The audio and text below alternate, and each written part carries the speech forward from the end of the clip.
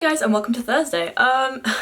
So today I have my laptop with me because we are going to delve into something that I've basically been suppressing for many years.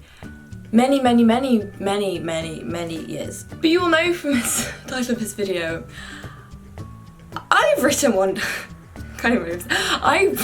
So when I was younger, I wrote One Direction fanfiction. It's so cringy now, so I figured why not embarrass myself for the sake of the internet, because as if I haven't laughed and made fun of myself enough on here already. So for those of you unfamiliar with the world of fanfiction, basically most of it goes on Wattpad. I had a Wattpad account. I think I can still get into it. I only wrote about One Direction. The fanfiction I got the most into writing was one about Niall Horan. Oh, it's so uncomfortable even thinking about it. And like, I did read a lot of it as well. Jeez, I read so much fucking fan fiction. Like, it's actually it's one of the reasons I can't sext. Like, anything to do with sexting, really fucking I can't, no. For those of you who don't understand, like, fan fiction, the mother of all fan fictions is 50 Shades of Grey. That was a Twilight fan fiction. Now think about that in a whole load of other, like, about a whole load of other celebrities. Like, there's a reason they don't read about fan fiction because, if I'm in any kind of situation like that, I'm like, sort of looking at my phone like, because it makes me cringe, like fuck. Like I hate it. Because it just reminds me of One Direction fan fiction. Just in case you wanted to know that. Okay, so I managed to get up on my laptop. If anybody wants to know, or read it themselves, the Wattpad account that I had, you know, back in 2014 is called Nary Lifestyle. I even have a Twitter called Green Spoons. So, it's a Niall Horan fanfiction called Sticks and Stones. There are 22 chapters, and it's been read over 1,000 times.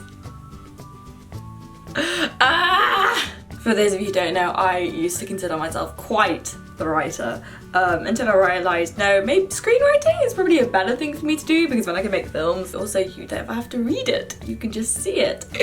Throughout the blurb. Lucy Carter has just finished her last year of uni and is ready for a job in publishing. This is literally basically writing this girl, so she's me!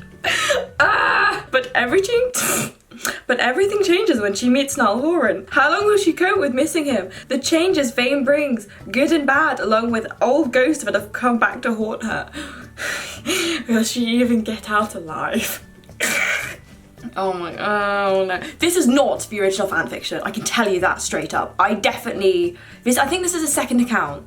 I don't think this is my original account. And I know this because of first draft, she was this Lucy person, but I'm so sure at one point she had a different name, and at one point my friends called me out on the fact that like, I'd accidentally put Emma instead of this other girl's name. Because I remember the first draft, she was like their like bass player for their like backing like their band. So definitely not the first. I can't believe this is even the first fucking draft. Why? First person she meets is Harry Styles, so I'll read this to you. Hey, wait, hold the lift, a voice called. As the lift door began to shut, I quickly pressed the button. A boy around my age appeared. His cheeks were flushed and he was slightly panting. Sorry, yeah, never mind, he muttered, whilst brushing his curly brown hair out of his eyes and looking a little embarrassed. I don't know why, but he looked familiar. Right, basically, they get trapped in the lift. It felt a bit like being buried alive. Fun fact, that's also one of my like phobias. I have two phobias, a fear of cows and a fear of being buried alive. I opened my eyes and met his in the dimmish red light.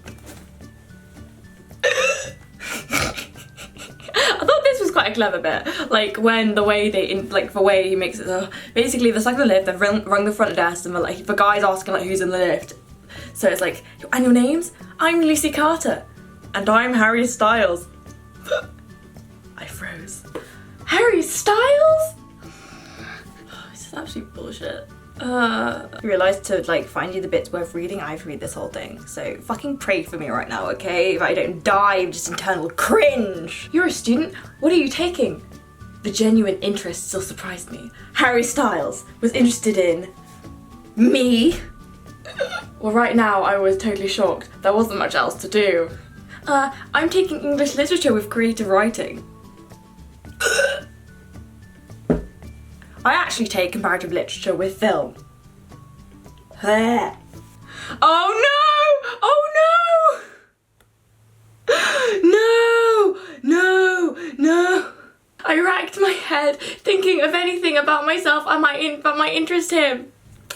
Oh, I make videos. What kind of videos, he asked? Like YouTube videos. Oh, hang on. This is quite funny. I also make some stuff for businesses to help promote them. That's fucking what I'm doing right now. What the hell? I'm like predicting my own fucking future. Oh my god, am I that predictable? Oh, Jesus. I can tell you this is definitely a second draft. This is not the original one. I don't know where the original one is. That's much funnier because it's much cringier because it's not a fucking second edition. Right, basically, I updated it so it's more relevant to the person I was at the time. Because she was originally bassist and now apparently she's gonna go, you know, YouTube and vlog the whole tour experience. Basically, the person who filmed their video diaries. My eyes are just gonna roll back and get stuck in my skull the longer I do this for. They're in a pub and so it's like, so this is your guy's secret hangout? Yup, Harry replies simply, popping the pea as he did. Yup. No, you can't physically do that. Yup. Oh my god. So there are loads of like subtle, totes funny 1D references. For some reason there was this weird thing about Liam Payne and turtles. That's also why my name is a spoon, like, because Liam apparently has like a fear of spoons. That's why my Twitter handle is green spoons. So we're in the bar and he's like, where are the guys? Last time I saw them, they were in the turtle room. Ha ha ha ha, Harry chuckled. Liam's here? Yup, says the bartender. Oh, fuck my life. Okay, no, at least this is slightly funny. I chuckled to myself. Turtle room, really? Carrots. They're even worse than some fans are. You'd think after 3 years they'd get a new joke. The door swung wide open to reveal smiling like a retard Louis, who with his arms outstretched. Harry, he explained, I thought you died. You never missed a meeting. I'm sorry, Lou, Harry dramatically sobbed. But seriously, dude, where were you and who's the girl? I suddenly became aware of my existence again. I had been too mesmerized by the Larry moment.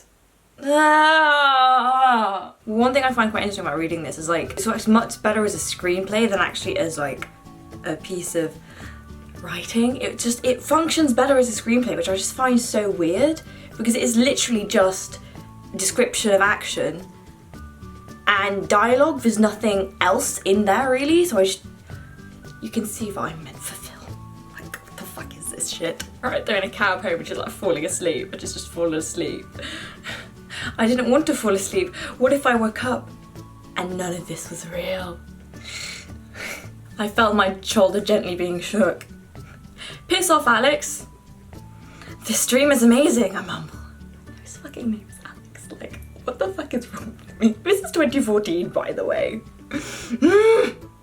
Lucy, it's me, Harry. Most of you will understand why it's really fucking cringy that this person's name is Alex. Why is she dating someone called Alex? I'm just reading on.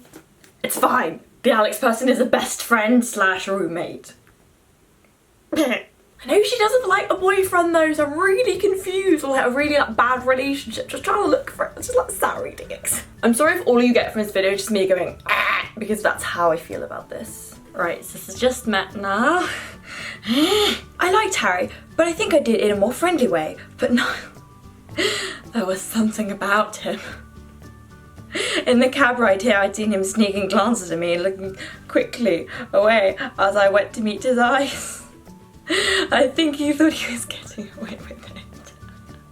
I won't lie to you, I think the most disappointing thing about this is like, it's actually not as shit as I wanted it to be because it's a second fucking draft. I am pretty sure, I don't know how sure, I have a Word document that's like 21,000 words in which I put everything I'd written. I'm very, very sure I wrote...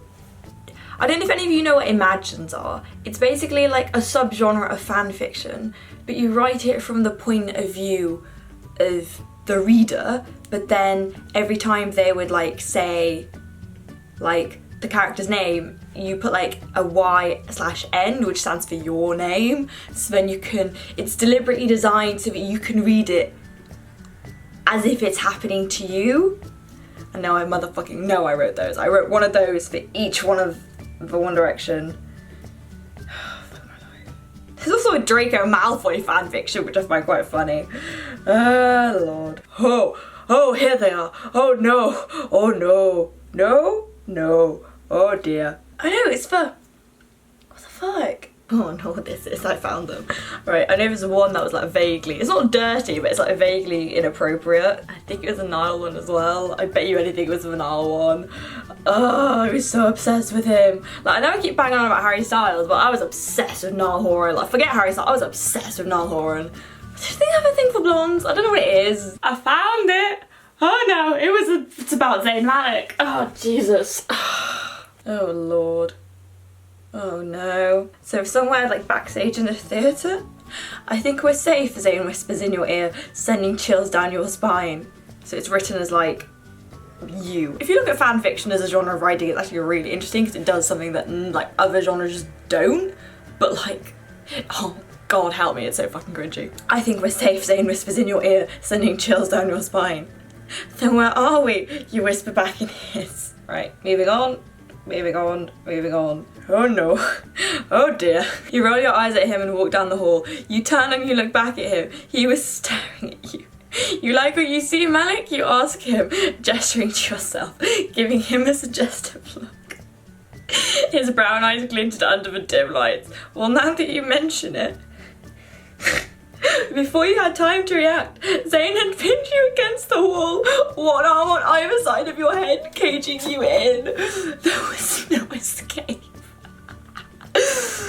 You feel, I can't even read this. You feel his hot breath on your neck and you close your eyes as he begins to leave a trail of kisses along your collarbone. He slowly made his way up your neck, taking his time. You have to restrain yourself from letting out a moan as he kisses her soft skin. Oh, fuck my life. That boy knew what you liked and knew how to tease you. This was driving you crazy. Zayn, you whisper as he begins to leave kisses along your jawline. Say my name, whispered in your ear. Oh no! Zayn, louder, you whispered again. Zayn, you moan as he began to kiss you roughly. You knew that his hands were everywhere.